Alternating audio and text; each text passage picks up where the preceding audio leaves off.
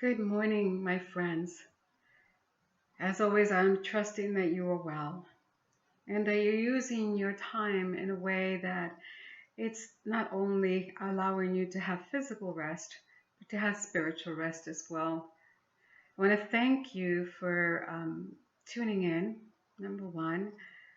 Thank you for going to the YouTube page and subscribing. We've reached our goal, which is wonderful. Thank you so very much. And thank you for filling out the survey to join a small group. I really sincerely believe that it will support you. There's something about having those connections with one another, a little place where we feel like we can just share, have a little check in, let us know how you're doing, but in a very intimate, small way.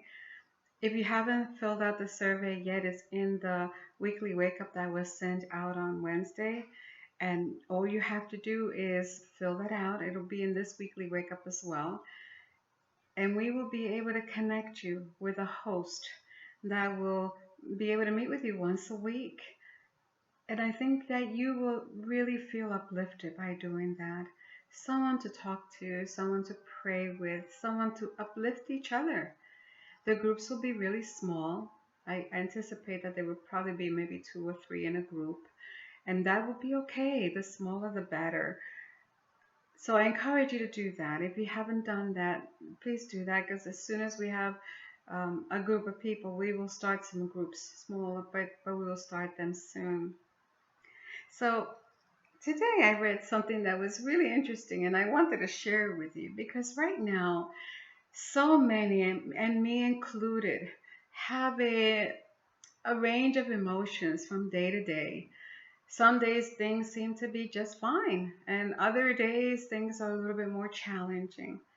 And I read this from, it was on a Facebook post, and it's from the Fellowship of the Ring, the Lord of the Ring trilogy. And Fredo says, I wish it had not happened in my lifetime. And Gandalf says, so do I. And so do all who live to see such times. But this is not for them to decide. All we have to decide is what to do with the time that is given to us. That is so very true. What is.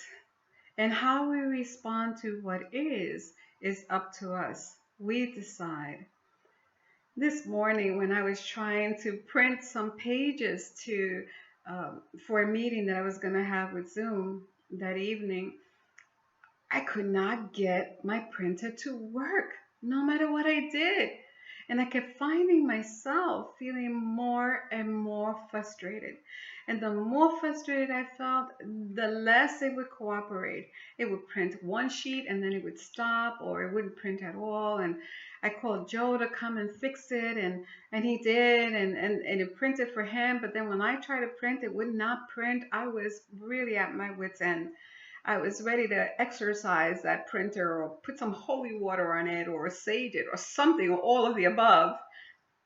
But instead, I decided, I can feel that my energy is not moving in the direction that will give me a peace of mind. It is what it is. My printer is giving me a hard time. So I walked away. I called a friend, another minister friend, and we laughed and we laughed and we laughed because I'm not the only one having experiences such as these. Sometimes my patience, like yours perhaps, is being tried. Sometimes my emotions, like my granddaughter's birthday was this week, and I normally do spend time with her, and I was not able to do that. So, yes, we are right now experiencing all kinds of things and becoming aware. Becoming aware, how do we respond when these things, these emotions bubble up within us? How can we put into practice and use our spiritual tools to help us during these times that are difficult for many of us?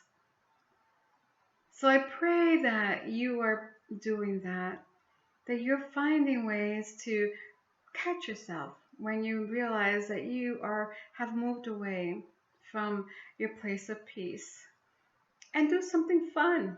Call a friend like I did, or go out and garden, or watch a movie, or bake, or whatever it is that you're being called to do. Take your mind away from it. It is what it is.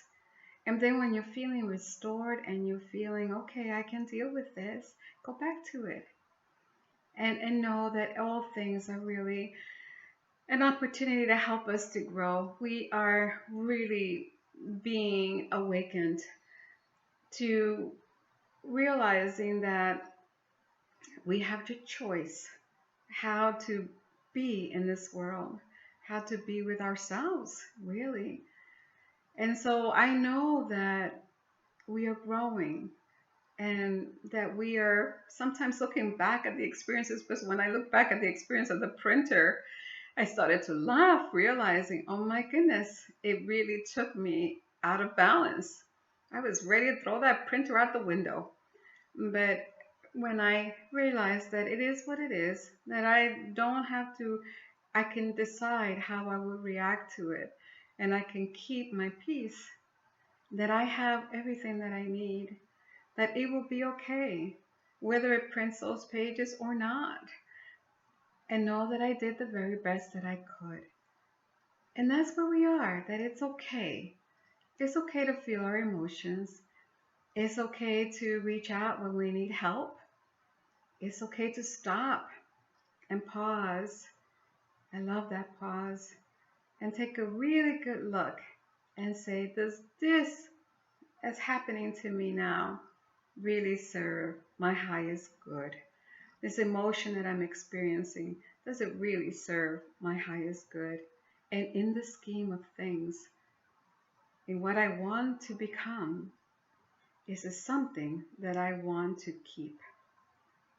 And when you realize that you don't want to stay in a frustrating place. You want to be able to see the good of life and be at peace. And when that happens, you can let it go, let that frustration rush through you, and then you can come back to your peace.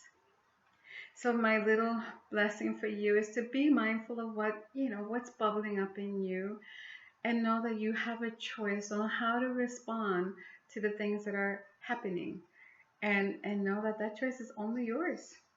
So choose peace. Choose to let go what doesn't serve you. Choose to find the good in life.